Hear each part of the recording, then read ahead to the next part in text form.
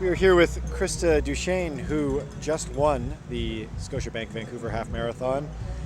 How did it go today? It went really well. Lanny and I went out pretty hard, 33 minutes in the first 10K, and that wasn't exactly the plan, but I knew I just wanted to maintain a strong effort, and so I got a little bit of a lead after that and just kind of kept going, and then hit that Broad Street Bridge and panicked a little bit, but other than that, I would say I had pretty good control through the whole race. You seem to be building steam with every single race this year. Really impressive effort today. How have you put this all together? I mean, you came back from that injury last fall, and you weren't. I remember we talked at Harry Spring Runoff, and you were sort of uncertain at that point, and it's all coming together now. How has it come together? Well, I think it's a whole collaboration of things that you put together. You know, with every marathon, I do a bit more mileage, more intensity. With Therapeutic Massage Council and with Sherry at Essential Physio, I'm getting taken care of like twice a week. So all those little things are just addressed right away. Obviously, with Rick being my coach and training full time, you know, just consistently putting that effort in and taking care of all the details year after year, marathon after marathon. Really, there's no secret tricks.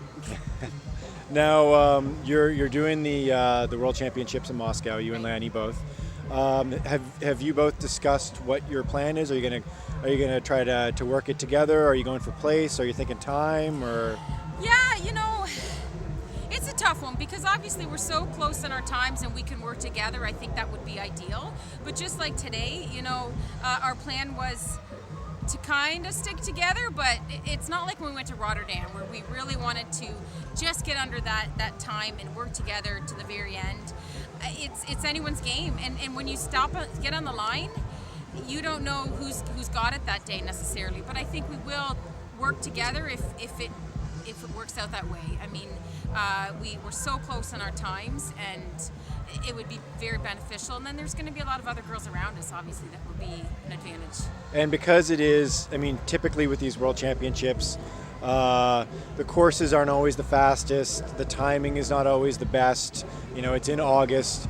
So are you going to go out and try to kind of run for place more than just kind of race more than run for time in Moscow? Yeah, I think with most athletes at the games or the Worlds, you are going for place. But obviously, if you feel good that day, who says you can't get a personal best at these big events? And you know, it's like doing Boston. A lot of people say, oh, don't try to PB in Boston. Well, it worked out for me, so I would never enter the race like, oh, I'm only going for a place. But yeah, again, you know, you put the training in and you just hope that the day it all comes together, and this is one of those days that it all came together for me, so we keep going forward. There's, you know, still a good 7 weeks until we get there, so I'll have to, you know, continue to take care of myself and follow through with the plan and not get too far ahead. Now, we just spoke to Rob Watson before, who's decided he's going to do the World Championships, and you know, it's weird, it's an August race, so it kind of throws a monkey wrench in for the fall. Rob's decided he's going to try to do a bit of a bridge and run a fall marathon. What are your plans? Are you going to try to do something in the fall, or are you going to back off until next year? I definitely will not do a fall marathon. I likely won't even do a spring marathon. Really? Worlds will be my 10th marathon. Wow, yeah. I don't need to keep pounding them out just for the sake of it. You know, with every marathon, I think I have more of a mental advantage because you just get more familiar with it.